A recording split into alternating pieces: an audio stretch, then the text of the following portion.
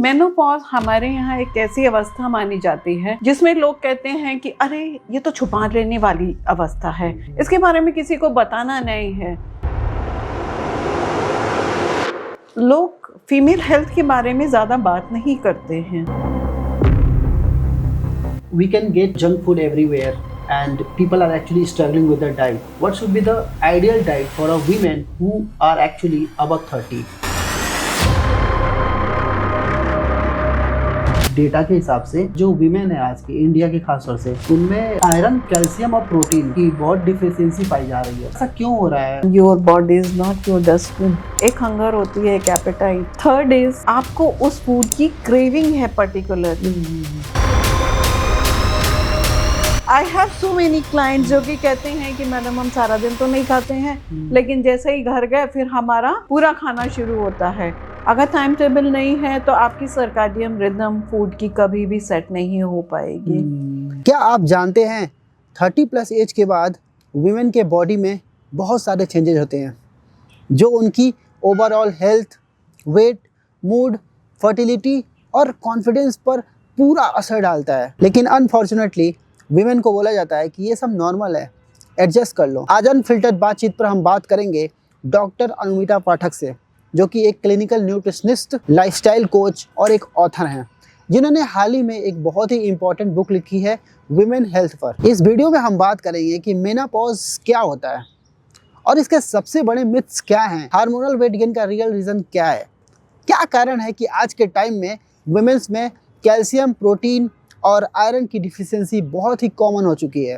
Pollution और stress का hair, skin और मेटाबॉलिज्म से क्या कनेक्शन है। अगर आप एक वुमेन हो, घर, परिवार और बच्चों को प्रायोरिटी दे दे के अपनी हेल्थ अगर ख़राब कर चुकी हो तो ये वीडियो आपके लिए है। और अगर आप एक वुमेन नहीं भी हो फिर भी आपको ये पूरी कन्वर्सेशन देखनी चाहिए, क्योंकि जब तक आप एक वुमेन के हेल्थ को, लाइफस्टाइल को नहीं समझोगे तब तक आप उनकी मदद कैसे करोगे। आपसे एक रिक्वेस्ट है, अगर वीडियो देखने के बाद आपको लगे कि मैंने आपके लाइफ में 1% की भी वैल्यू ऐड की है तो प्लीज़ मेरे चैनल को सब्सक्राइब करना और इस वीडियो को लाइक ज़रूर करना। आपका वीडियो पर दिया हुआ एक लाइक या मेरे चैनल को किया गया एक सब्सक्राइब मुझे मोटिवेट करेगा और अच्छी वीडियोस बनाने के लिए और अच्छे गेस्ट को अपने चैनल पे बुलाने के लिए। Let's enjoy the full conversation. Happy learning.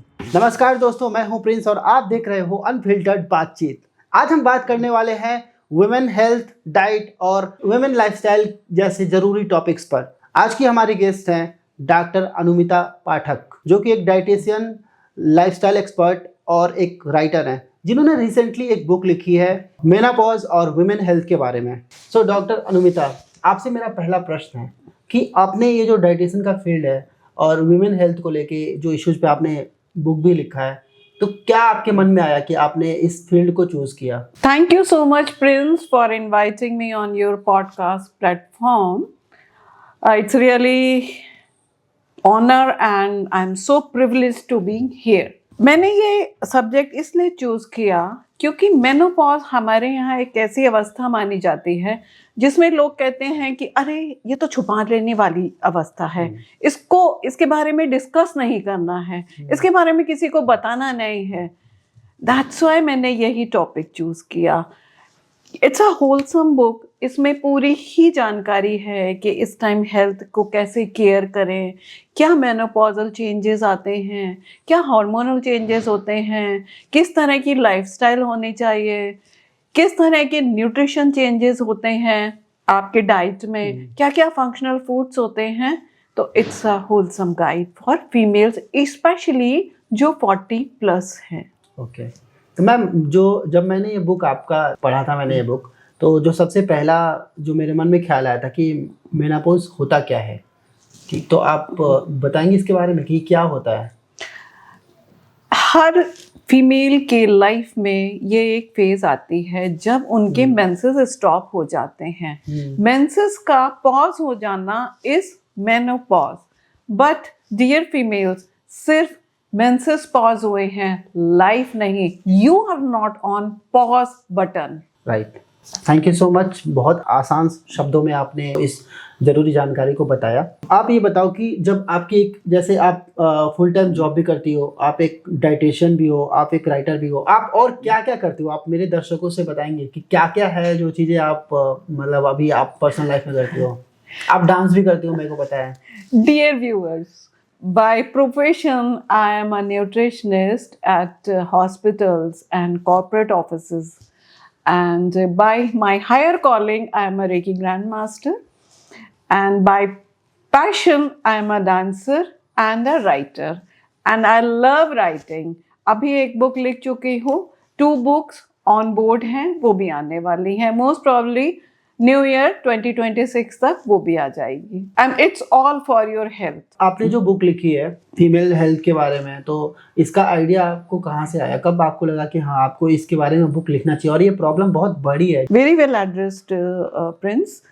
ये आइडिया मुझे तब आया जब मुझे लगा कि लोग फीमेल हेल्थ के बारे में ज़्यादा बात नहीं करते हैं। ओके और इन्फॉर्मेशन तो बहुत सारी है, आप कहीं भी कुछ भी एक चीज़ स्क्रॉल करेंगे, so many informations you will get on reels and on social media. I am not against all this informations, लेकिन सही तरह की इन्फॉर्मेशन पहुंचना बहुत ज़रूरी है। दैट्स व्हाई ये आइडिया वहीं से आया, उन लोगों तक पहुंचना, उन ग्रुप ऑफ लेडीज तक पहुंचना जहां पर सोशल मीडिया भी नहीं पहुंचता है, और इसीलिए मैंने ये किताब हिंदी में लिखी है। And it's a transformation. जैसे कि आप किताब का कवर देखेंगे तो you will see butterflies, like you have to fly with all your colors. That's why menopause के बारे में बुक लिखना मैंडेटरी था मेरे लिए। Nice, the great concept. Menopause के बारे में इंडिया में किस किस तरह की मिथ्स हैं जो लोग मानते हैं? मेनोपॉज के बारे में हर कंट्री के अलग मिथ्स हैं और अलग तरह से, कहीं बहुत ज़्यादा सेलिब्रेट करते हैं और कहीं ये है कि ओ oops, I stopped my periods, I will lose my youth. तो so many concepts इंडिया में is like बता देने वाली बात नहीं है, इसको छुपा लो, बताओ मत, ये कॉन्सेप्ट है। और ये भी है कि अरे now I have lost my youth. No, my dear viewers, my dear ladies, it's nothing like that. Just change your diet and lifestyle. You can retain your youth. You can retain your health on that time too. उस phase में भी आप अपनी health में बरकरार रख सकते हैं अगर आपका डाइट और लाइफस्टाइल प्रॉपर है। And age is just a number. If I talk about today's era, we can get, junk food everywhere, and people are actually struggling with their diet. So, in your opinion, what should be the ideal diet for a women who are actually above 30? Comfort food is available everywhere, not healthy food. Right? Yeah. So, सबसे पहले तो ये है कि आपको देखना होगा कि क्या खाना है और क्या नहीं खाना है। Don't focus on comfort food, comfort calories. वो लीजिए जो आपकी सेहत के लिए अच्छा है। Doesn't matter आपको उसको कुक करने में कितना टाइम लग रहा है। Comfort food जैसे कि बिस्किट्स हो गए, राइट, पिज्जा हो गया, बर्गर हो गए, नमकीन हो गए, जो कि होममेड नहीं है, पैकेट में कुछ भी निकाला खा लिया। जितनी इजीली आपकी कैलोरीज अवेलेबल हैं, उतनी इजीली अवेलेबल कैलोरीज आपके बॉडी के लिए भी तो अवेलेबल है ना। इस बात को भी तो माइंड रखिए ना, ये भी है। इसलिए एंड अबव 30 क्या, हर फेज में ही आपको अपने डाइट का ख्याल रखना चाहिए।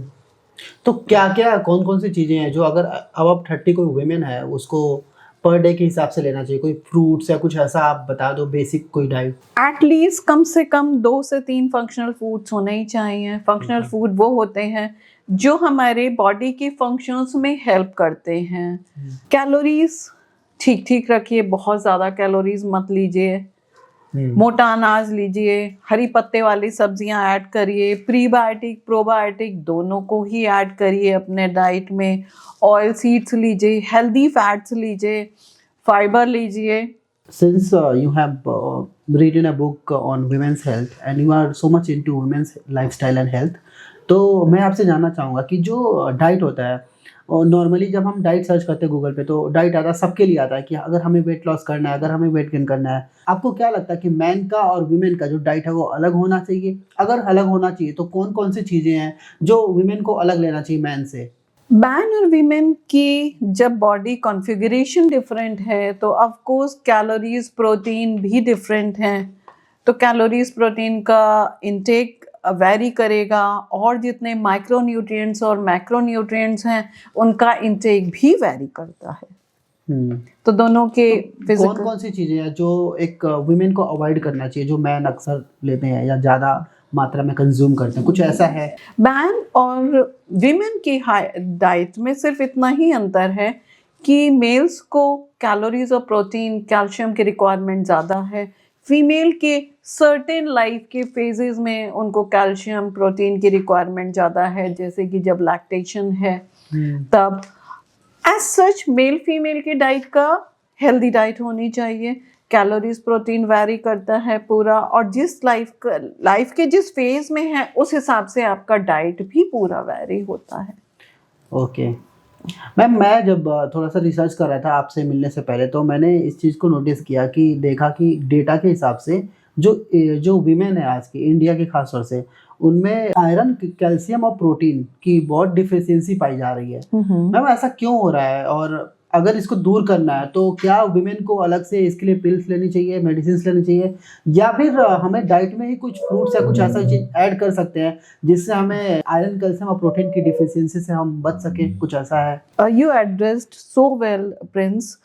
हाँ, प्रोटीन, आयरन और कैल्शियम की डेफिशिएंसी है ही, क्योंकि कंफर्ट फूड में आपको उतनी चीज़ें नहीं मिलती हैं, उतना न्यूट्रिएंट डेंस फूड नहीं है वो, और इसीलिए आपकी न्यूट्रिशनल क्वालिटी कॉम्प्रोमाइज हो जाती है। यस, प्रोटीन के लिए एज आई ऑलवेज से कि अगर आपको प्रोटीन की अपनी मात्रा ठीक रखनी है डाइट में, तो जो भी आप खाना खा रहे हो सुबह से शाम तक उसमें एक एक्सचेंज प्रोटीन का ज़रूर रखें। जैसे कि सुबह अर्ली मॉर्निंग बादाम ले लिए भीगे हुए, नाश्ते में बेसन चीला या फिर मूंग दाल चीला ले लिया, नॉन वेजिटेरियन है, एगिटेरियन है तो एग बेशक से ऐड करिए अपने डाइट में। लंच में आप दाल ज़रूर लीजिए, राजमा ज़रूर लीजिए, पनीर ज़रूर लीजिए, सेम इवनिंग में भुना चना ले लिया, डिनर में आपका फिर दालें हो गई। तो इस तरीके से आप अपने पूरे दिन की 50 ग्राम्स की रिक्वायरमेंट पूरी कर सकते हैं। रही बात कैल्शियम की, तो यस 30 अबव एवरी फीमेल को कैल्शियम रिच फूड लेने ही चाहिए, क्योंकि आपकी बॉडी से कैल्शियम लीच आउट होने लगता है। And iron, yes, just because of all menses and everything, iron deficiency is really a very prevalent problem in India. तो आयरन रिच फूड लीजिए जो कि ज़रूरी है, और साथ में विटामिन सी ज़रूर लीजिए जो कि आयरन को एब्जॉर्ब करने में हेल्प करेगा। प्रोटीन ज़रूर लीजिए। मैम आयरन के लिए क्या क्या खा सकते हैं? अगर फ्रूट्स की मैं बात करूं या कोई भी फूड आप बताओ। हरी पत्ते वाली सब्जियां, खजूर, बादाम, भुने चने, oil seeds, these all are good sources of iron. Okay, nice. Soybean also. Yeah, thank you. तो मैम हमने बात किया वुमेन के हेल्थ के बारे में, डाइट के बारे में। आपको क्या लगता है मैम कि वुमेन को लाइक एक्सरसाइज या जिम भी ज्वाइन करना चाहिए? Yes, physical exercise is important, बहुत ज़रूरी है, क्योंकि फिजिकल एक्सरसाइज आपके बॉडी में, आपके गट में गुड बैक्टीरिया भी देता है, and when you feel good then you perform good, that's why. तो यस, एक्सरसाइज ज़रूर करना चाहिए। 45 मिनट्स का ब्रिस्क वॉक ले सकते हैं, योगा ले सकते हैं, डांस ले सकते हैं, it's all up to you, वो ज़रूरी है। Secondary, yes, everything is calories, everything what ever you give in your environment, everything is कि आपने जो खाया है आप वही परफॉर्म करते हैं। Of course, yes. So calories do matter. जितनी कैलोरीज आप खाएंगे अगर वो कंज्यूम नहीं होंगी तो आपका वजन बढ़ जाएगा। Nice. Ma'am as you know that कि हमारे इंडिया में अभी भी वो थोड़ा सा वुमेन को लेके वो एक सोच है कि नहीं इसको बाहर नहीं जाने देना है, या अगर वो एक्सरसाइज करने भी बाहर जाना चाहती है तो people actually don't allow.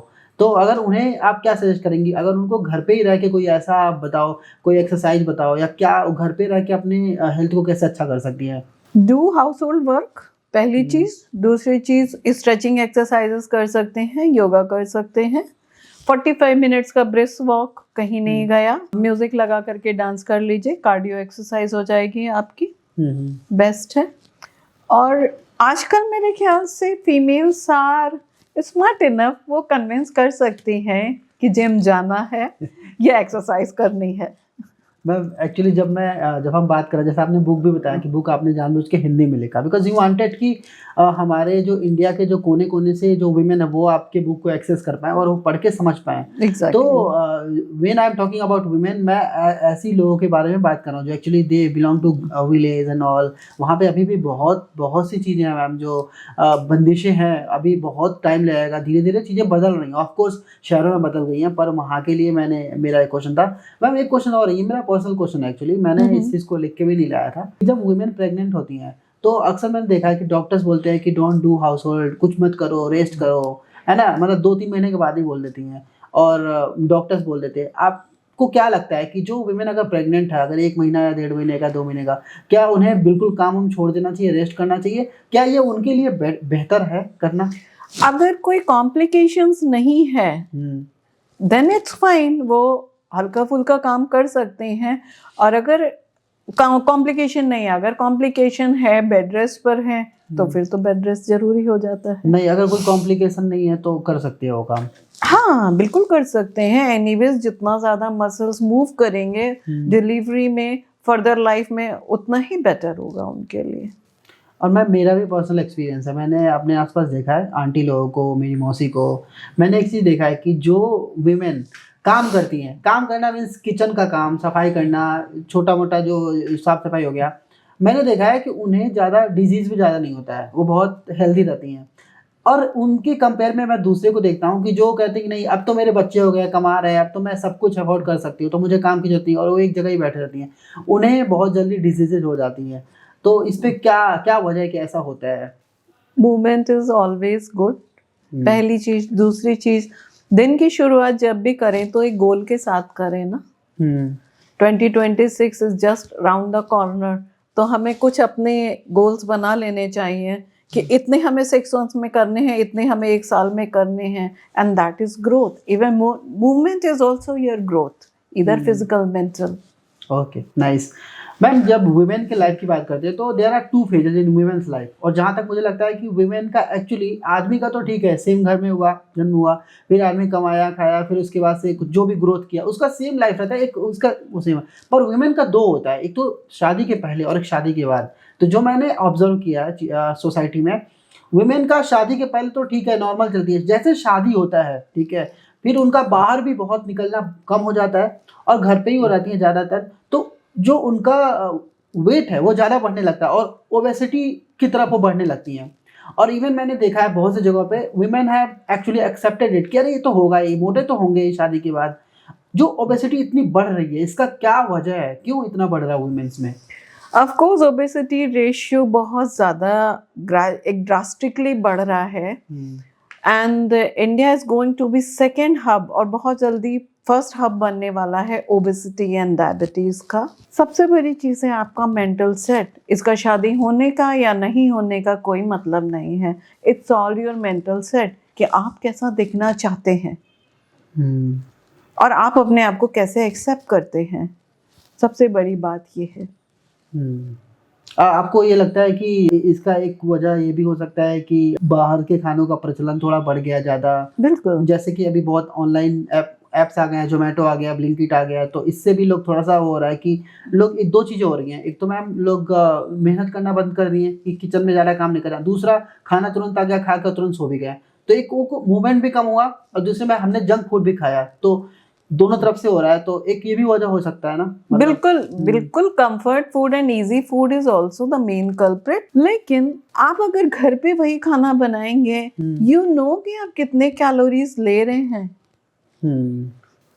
Movement भी नहीं है और वो सिर्फ कैलोरीज जा रहे हैं, तो and your body is not your dustbin. आप कुछ Of भी course. कैसे रख सकते हैं उसमें। बिल्कुल। यू मस्ट नो कि क्या खाना है क्या नहीं खाना है, बिल्कुल। कितनी कैलोरीज करनी है और आप क्या खा रहे हैं, एटलीस्ट देखिए तो।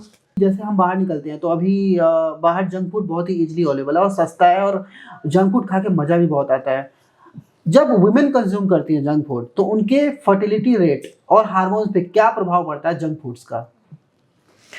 जंक फूड का फर्टिलिटी रेट पे ऑफ कोर्स एनीवेज आप देखेंगे कि फर्टिलिटी रेट इंडिया में कम ही होता जा रहा है फीमेल्स का, just because of all obesity. Junk food का डायरेक्टली तो नहीं, बस यस इनडायरेक्टली फर्क तो है ही। बिल्कुल, ओबेसिटी होगी, हार्मोनल इम्बैलेंसेस होंगे, पीसीओएस होगा, पीसीओडी होगी, इंसुलिन रेजिस्टेंस होगा, उसमें आपका फर्टिलिटी कैसे होगी? ऑफ कोर्स जंक फूड का बिल्कुल प्रभाव फर्क पड़ता है। इनडायरेक्टली। न्यूट्रिशनली डेंस आप जितना फूड खाएंगे आपकी हेल्थ उतनी ही बेटर रहेगी। And make it fresh, not ordered. Ma'am, अगर जंक फूड को हम अगर रिप्लेस करना चाहें, दलिया, हाँ, होल ग्रेन दलिया बहुत अच्छे से ले सकते हैं। स्टफ्ड रोटी, सैलेड, स्प्राउट्स, ज्यादा कुछ भी नहीं करना है, सिर्फ भिगो देना है, प्रोसेस कर लेना है। होममेड चटनीज, जितने भी डिप हैं उसकी जगह आप होममेड चटनी बना लीजिए, बॉटल में भर के रख दीजिए, वो लीजिए, परफेक्ट है। फ्रूट्स, और एक वो भी होता है ना जो बेसन का बनता है, बेसन चीला, चीला बेसन का और सूजी का, ये भी हाँ बेसन चीला भी ले सकते हैं, मूंग दाल चीला भी ले सकते हैं, मूंग दाल अप्पे भी ले सकते हैं। और इसको बनाने में मुझे नहीं लगता मैम कि 5-10 मिनट से ज़्यादा लगेगा। आई मीन अगर हम जंक फूड भी खाते हैं तो उतना तो लग ही जाएगा। बाहर बिल्कुल, बिल्कुल। घर आके हम 10 मिनट में अगर बना सकते हैं तो ये तो बस एक एक्सक्यूज हो गया कि हम जंक फूड खाएंगे, भूख लगाया तो हम दलिया भी खा सकते थे, भूख लगाया तो हम चीला भी खा सकते थे, पर हमने जंक फूड को खाया। तो कहीं ना कहीं जंक फूड खाना मतलब खुद को चूज करना अनहेल्दी। जस्ट अ मिनट, दो चीजें होती हैं, एक हंगर होती है, एक appetite, okay, and third is आपको उस फूड की क्रेविंग है पर्टिकुलरली। तो you have to figure it out कि वो जो हंगर है या एपेटाइट है या क्रेविंग है। यूजुअली लोग का डिफरेंस बता दो आप। यूजुअली लोग स्विच करते हैं क्रेविंग्स पे। हंगर ये है, बहुत भूख लगी है, जो भी अच्छा लगा आपके सामने आया आपने खा लिया, 2 रोटी दाल सब्जी रायता सैलेड ले लिया, that is hunger. Hunger satisfy हो गई। एपेटाइट, भूख लग रही है लेकिन अभी ये भी खाने का मन है, खाना खा चुके हैं लेकिन अभी यही खाने की इच्छा भी हो रही है, दैट इज एपेटाइट। एंड अब मुझे सिर्फ वो मारियो कुकीज ही खाने हैं, वो चॉकलेट डेंस फूड ही खाना है, that is stress buster cravings. Usually लोग ऑफिस से जाने के बाद में they crave for particular food. I have so many clients जो कि कहते हैं कि मैडम हम सारा दिन तो नहीं खाते हैं, लेकिन जैसे ही घर गए फिर हमारा पूरा खाना शुरू होता है। पूरे दिन की जो कैलोरीज थी एक ही बार में कंप्लीट कर लेते हैं वो। That is stress buster. So people actually assume they are craving as hunger, कि मुझे भूख लगी है, पर भाई वो तुम्हारी क्रेविंग है, वो भूख नहीं लगी, राइट? मुझे याद है एक बार मैं अकेले था और दिन में कुछ खाया नहीं था, शाम में खाया था, पर रात में भूख लगी क्योंकि 3 बजे तक जगा था, 2-3 बजे तक। तो मैंने आइसक्रीम ऑर्डर किया था ब्लिंकिट से। Why is that ice cream only? Craving. Okay. और क्रेविंग को कैसे रोके? अगर क्रेविंग पे अगर हमें अवेयरनेस करना है कि नहीं यार ये क्रेविंग है, छोड़ो इसको। सबसे पहले तो जो भी आप खाना खा रहे हैं उसका एक टाइम टेबल बनाइए। अगर वो मिस हो गया है तो उसके नेक्स्ट मील पर आप कुछ लाइट ले लीजिए। टाइम टेबल बनाना बहुत ज़रूरी है। अगर टाइम टेबल नहीं है तो आपकी सर्काडियम रिदम फूड की कभी भी सेट नहीं हो पाएगी, first of all. Secondary, be aware of your food, what ever you are putting inside your body. Calories क्या ले रहे हैं? जो भी आप खाना हाथ में लोगे अपने आप से पूछो, क्या ये मुझे न्यूट्रिशन दे रहा है, या सिर्फ अगर मैं इसको नहीं खाऊंगा तो इसका क्या होगा? डस्टबिन में जाएगा? क्या वो डस्टबिन मैं हूँ? एग्जैक्टली। इसलिए जैसे ही आपने अपने आप से क्वेश्चन पूछा, आपको अपने आप जवाब मिल जाएंगे और आपकी हेल्थ बेटर हो जाएगी। नाइस। मैम, अभी तो हम गुड़गांव में हैं और दिल्ली एनसीआर में सब आता है, अभी आपको पता है यहाँ का जो पॉल्यूशन लेवल क्या हो चुका है, बहुत ज़्यादा, मतलब कि पूरा का पूरा गैस का चैम्बर हो चुका है। अब जब हम पॉल्यूशन की बात करते हैं, इतना बुरा कंडीशन है इसका, वुमेन के स्किन, हेयर और मेटाबॉलिज्म पे क्या, ये वुमेन के ऊपर क्या प्रभाव पड़ता है पॉल्यूशन का, कैसे इम्पैक्ट करता है ये? बहुत ज्यादा। सबसे पहले तो सांस लेने में ही दिक्कत है, सांस ही नहीं ले पाएंगे। बाल तो बात की बात है, स्किन तो बात की बात है। जब सांस ही नहीं ले पाएंगे तो और चीजें कैसे परफॉर्म करेंगे? एंड यस, स्किन तो है ही, स्किन में ब्लैमिशेस आ जाते हैं एंड आईज आपकी जलती रहती हैं, हेयर फॉल मैसिव हो जाएगा। But you can stop all that. Take healthy diet, yoga करिए, प्राणायाम करिए डेली, एंड जब भी जाएं बाहर तो मास्क लगा करके जाएं। अगर हम कुछ टाइम ग्रीन एनवायरनमेंट में बिताते हैं, इससे भी हम कम कर सकते हैं पॉल्यूशन को, राइट? हवा तो वही है कहीं भी आप जाएंगे हवा तो वही है, पॉल्यूशन तो हर जगह है।